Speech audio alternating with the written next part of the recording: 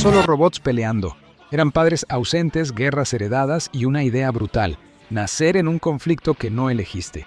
Y si esta frase te atravesó, aunque no sepas todavía por qué, suscríbete a VHS Retro, porque aquí no recordamos por cariño, recordamos para entender qué nos estaba formando mientras creíamos que solo mirábamos dibujos. Transformers nació en 1984, pero no apareció de la nada ni fue un accidente creativo. Surgió en un mundo atravesado por la Guerra Fría, por el miedo nuclear, por la fascinación tecnológica y por una industria del juguete que había aprendido algo peligroso: vender épica envuelta en plástico. El 17 de septiembre de 1984, en Estados Unidos, se emitió el primer episodio de The Transformers, producido por Zombo Productions y Marvel Productions, con distribución de Hasbro. Esa fecha no es anecdótica, es el punto exacto donde entretenimiento, marketing y mitología moderna se dieron la mano sin pedir permiso. El origen real no está solo en la televisión, sino en Japón. Hasbro adquirió líneas de juguetes japoneses de Takara, como Diaclone y Microman, figuras que se transformaban en vehículos y dispositivos cotidianos. Eran objetos fríos, sin alma, sin historia. Fue Marvel Comics quien recibió el encargo de hacer algo más peligroso: darles un universo, un pasado, una razón para matarse. Bob Budiansky fue el arquitecto silencioso. Él creó nombres, personalidades, jerarquías y, sobre todo, un conflicto que no tenía solución fácil. Autobots contra Decepticons no era una pelea de buenos contra malos. Era una guerra civil eterna. El primer episodio, More Than Meets the Eye, Part 1, no se toma su tiempo. Empieza con Cybertron devastado. Un planeta muerto por la guerra. No hay infancia feliz, no hay edad dorada. Optimus Prime y Megatron no son jóvenes héroes ascendiendo. Son líderes cansados en un conflicto que ya ha destruido su mundo. De niño, eso pasaba rápido. De adulto, es devastador. Transformers no empieza con aventura, empieza con exilio. Cybertron es un planeta mecánico, sí, pero también es una metáfora transparente. Recursos agotados, sociedad polarizada, tecnología al servicio de la destrucción. Autobots y Decepticons no pelean por diversión, pelean porque no saben hacer otra cosa. Y cuando llegan a la Tierra, no llegan como exploradores, llegan como refugiados armados. La elección de la Tierra no es casual. Los Transformers se esconden como vehículos, como máquinas humanas. Se camuflan en nuestra vida diaria. Coches, camiones, aviones, radios. De niño era genial. De adulto es inquietante. La serie te dice, sin decirlo, que la guerra siempre se integra en la vida cotidiana, que aprendemos a convivir con ella, que la normalizamos. Optimus Prime se presenta como el líder noble, el padre ideal. Voz grave, discurso moral, sacrificio constante. Pero incluso desde el inicio hay algo triste en él. No es un líder triunfante. Es un custodio de valores en retirada. Su objetivo no es ganar, es sobrevivir sin perder el alma. Megatron, en cambio, no es un villano caricaturesco. Es un revolucionario corrompido, un líder que cree que el fin justifica cualquier medio. No destruye porque sí, destruye porque cree que el orden existente merece caer. La serie introduce muy pronto una idea incómoda. Ambos bandos creen tener razón, y esa ambigüedad es lo que la vuelve más peligrosa de lo que parecía. De niño, gritabas "Autobots, transform and roll out". De adulto, te preguntas qué costo psicológico tiene liderar a soldados que nunca dejarán de pelear.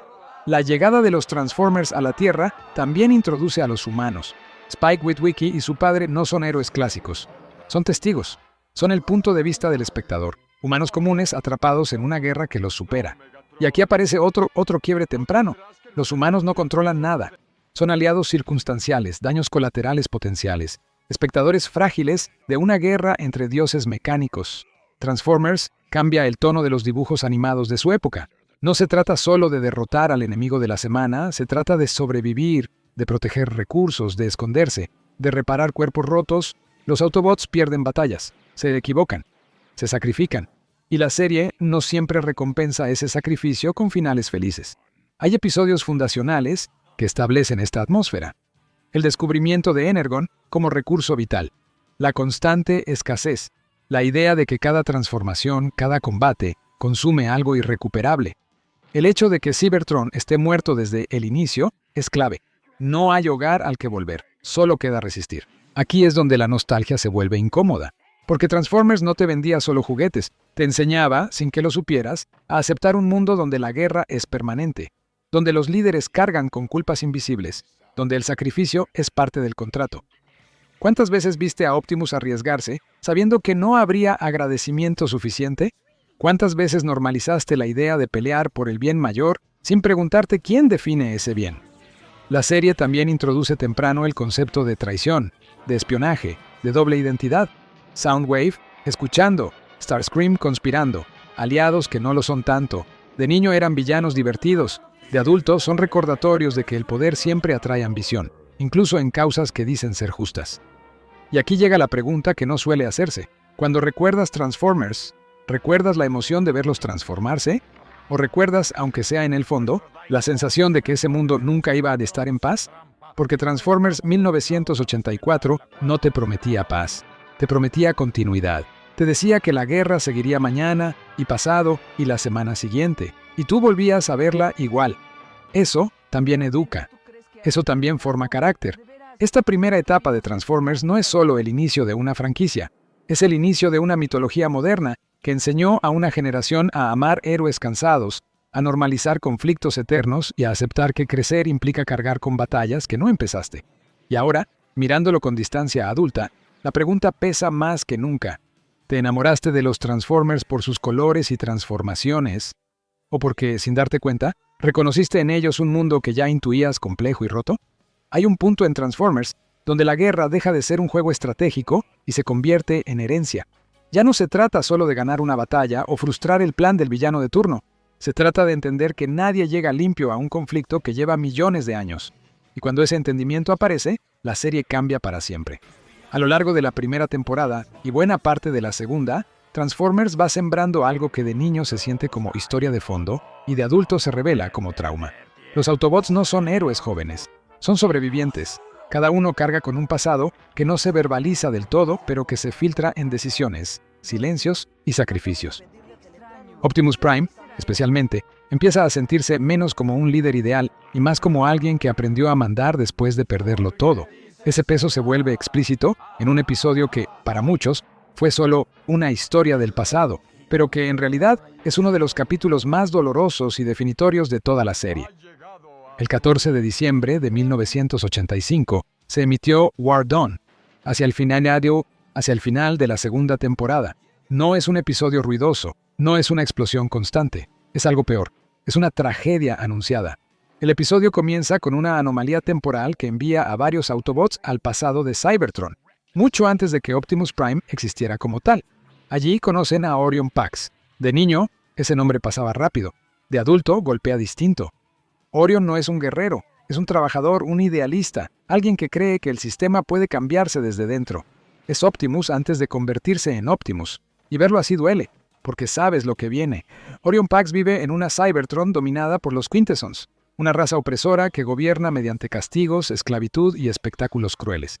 Aquí aparece uno de los villanos más perturbadores de la franquicia, no por fuerza física, sino por lo que representa, el poder que disfruta humillando.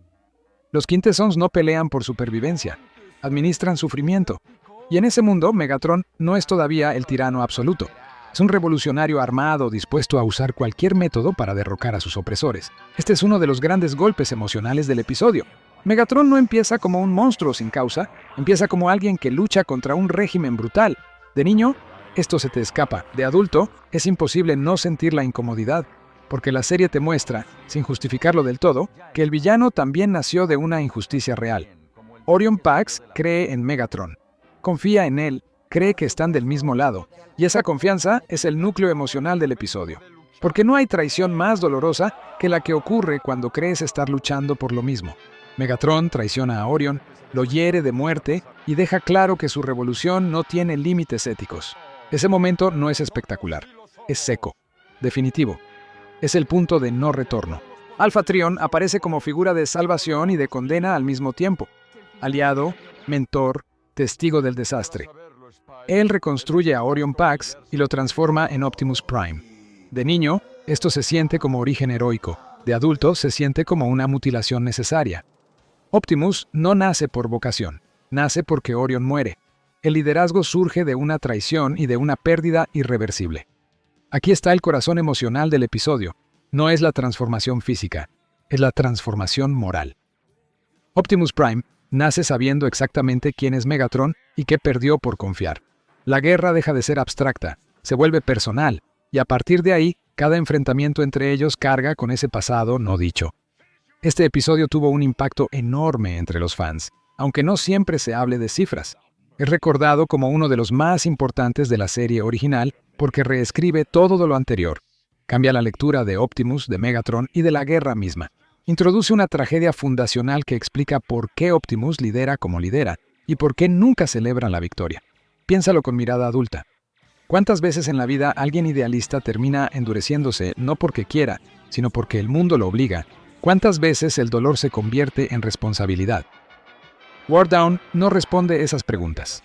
Las deja abiertas. Y en medio de esta revisión, si estas historias te están golpeando distinto que cuando eras niño, suscríbete a VHS Retro. Porque este espacio existe para eso, para volver a mirar lo que amamos sin mentirnos sobre lo que realmente nos enseñó. Transformers, a partir de aquí, ya no es solo una serie de bandos claros.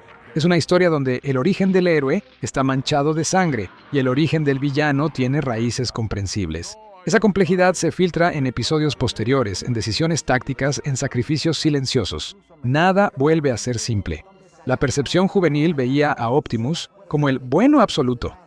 La mirada adulta ve a alguien que aprendió a liderar después de ser traicionado, asesinado y reconstruido para una guerra que no terminaría. Esa diferencia es clave, esa diferencia duele. Y aquí va la pregunta incómoda que quizá no te hiciste entonces.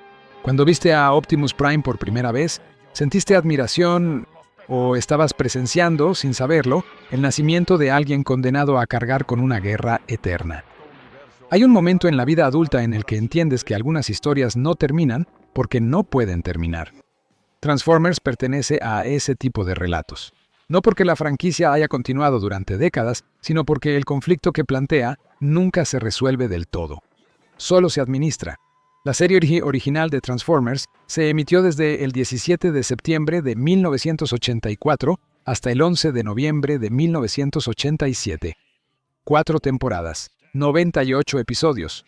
En números parece una producción extensa. En emociones se siente como una larga despedida sostenida. Desde el inicio, Cybertron ya estaba perdido. No había un hogar al que volver. Eso define todo lo que viene después. Durante esos años, Transformers construyó una mitología donde el triunfo nunca es absoluto. Los Autobots ganan batallas, frustran planes, salvan la Tierra una y otra vez, pero la guerra no se acaba. Megatron cae, vuelve, cambia de forma, se transforma en Galvatron. Pero la violencia permanece. El conflicto muta, se adapta, pero no desaparece. Y esa insistencia es parte del mensaje. El punto final simbólico de esta etapa no es un episodio televisivo. Es un golpe emocional que llegó en 1986 con Transformers The Movie. Para muchos ese fue el momento en que la infancia terminó sin pedir permiso. Optimus Prime muere, no se retira, no desaparece, muere en pantalla, lentamente, sin música heroica, sin salvación inmediata, un padre cayendo frente a los hijos. Ese momento reconfigura todo lo anterior. De pronto, Optimus ya no es solo el líder cansado, es una figura trágica, alguien que sostuvo la guerra durante demasiado tiempo y pagó el precio final. La reacción del público fue visceral. Niños llorando, padres incómodos, una generación aprendiendo que incluso los héroes pueden desaparecer. No fue un error, fue una decisión creativa consciente, y dolió porque funcionó. Después de eso, la serie continúa, pero algo cambia. Rodimus Prime hereda el liderazgo, y con él hereda la inseguridad, la duda, el miedo a no estar a la altura. Transformers se atreve a mostrar que el legado pesa, que no todos los sucesores están listos, que la grandeza no se transmite sin fracturas. De niño, eso podía parecer frustrante. De adulto, es profundamente real. Las estadísticas y los hechos acompañan ese impacto. Transformers se convirtió en una de las franquicias más influyentes de la cultura pop de los años 80. Generó juguetes, cómics, películas, reinicios, reinterpretaciones. Pero la serie original conserva un lugar especial porque no ocultó el costo emocional de la guerra, porque se permitió perder. Y aquí aparece algo importante. Lo que ocurrió después no borró lo anterior. Transformers regresó muchas veces con nuevos tonos, nuevas generaciones, nuevas lecturas, pero la herida original sigue ahí. La idea de que el conflicto es heredado, de que nadie empieza de cero, de que incluso los líderes más nobles cargan con decisiones que no pidieron tomar. Para quienes crecieron con la serie, volver a verla hoy es una experiencia distinta. Ya no se trata de transformaciones espectaculares, se trata de reconocer patrones, de ver reflejadas relaciones de poder, lealtades tensas, sacrificios silenciosos, de entender que Optimus Prime no era solo un héroe inspirador, sino una figura que enseñó, sin palabras, que liderar implica perder partes de uno mismo. Y aquí, antes de cerrar esta parte, vale decirlo con honestidad, no como consigna. Si estas historias te están tocando ahora de una forma distinta, seguir VHS Retro es una forma de no mirar hacia atrás solo con nostalgia, sino con verdad, porque recordar también es revisar. Y revisar duele, pero aclara. Transformers deja un legado que no se puede reducir a juguetes o frases icónicas. Deja la enseñanza de que la guerra no es épica cuando dura demasiado. Deja la imagen de un líder que cae sin aplausos. Deja la sensación de que crecer es entender que algunos conflictos no se resuelven, solo se cargan mejor. La herida abierta de Transformers no es la muerte de Optimus Prime, es la pregunta que deja flotando. ¿Qué haces cuando el mundo que intentas salvar te exige convertirte en algo que nunca quisiste ser? Y ahora la pregunta es para ti, no para la serie. Cuando hoy piensas en Transformers, ¿qué pesa más en tu memoria? ¿La alegría de verlos transformarse? ¿O la comprensión adulta de que estaban atrapados en una guerra que nunca eligieron?